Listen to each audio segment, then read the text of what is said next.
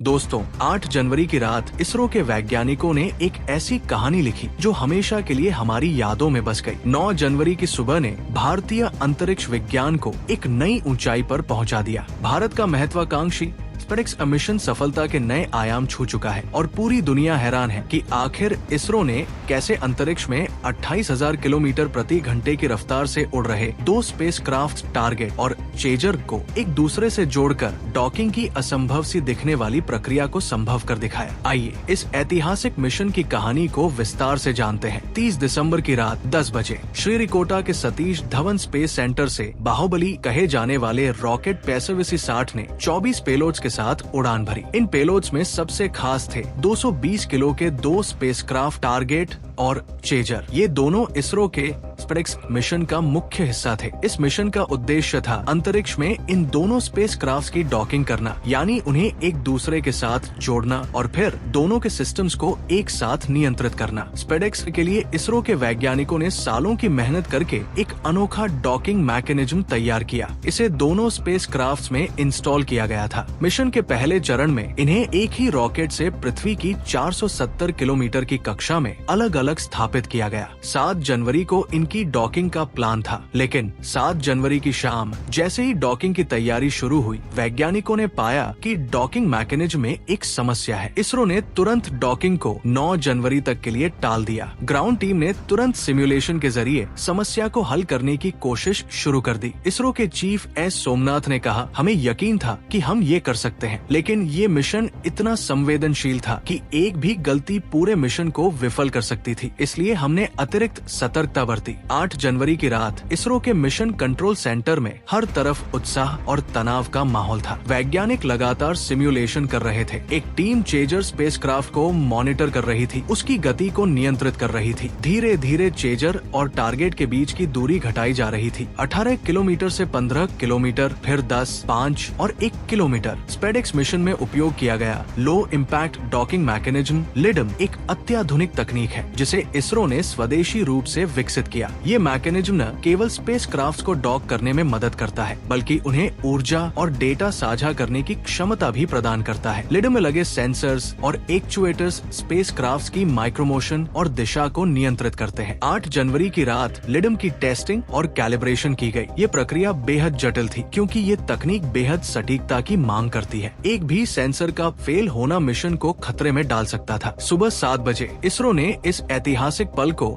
Live telecast करना शुरू किया। लाखों भारतीय टीवी और ऑनलाइन प्लेटफॉर्म पर इस पल का गवाह बनने के लिए जुड़ चुके थे। क्या आप कल्पना कर सकते हैं? 28,000 किलोमीटर प्रति घंटे की रफ्तार से 2 स्पेसक्राफ्ट्स और उनकी दूरी घट रही थी सिर्फ 10 मिलीमीटर प्रति सेकंड की रफ्तार से, लेकिन चेजर और टारगेट के बीच की दूरी धीरे धीरे कम हो रही थी। 1 मीटर, फिर 500 मिलीमीटर, फिर 100 मिलीमीटर और आखिरकार इसरो का low impact docking mechanism active हुआ। चेजर ने अपने हुक्स बाहर निकाले और टारगेट को पीछे से पकड़ लिया। दोनों स्पेसक्राफ्ट्स के हुक्स लॉक हो गए और वे एक संयुक्त स्पेसक्राफ्ट बन गए। इस पल ने पूरे भारत को गौरव से भर दिया। वैज्ञानिकों की आंखों में खुशी के आंसू थे। एस सोमनाथ, जिन्होंने इसे अपना आखिरी मिशन बताया था, ने कहा, ये मेरे करियर का सबसे महत्वपूर्ण पल है। आपको जानकर गर्व होगा कि जहां अमेरिका, रूस और चीन ने डॉकिंग तकनीक विकसित करने में हजारों करोड़ रुपए खर्च किए, वहीं इसरो ने स्पेडेक्स मिशन को मात्र 125 करोड़ रुपए में तैयार कर दिया। पीएसएलवी लॉन्च की कुल लागत 250 करोड़ रुपए थी, जिसमें 24 अतिरिक्त पेलोड्स ने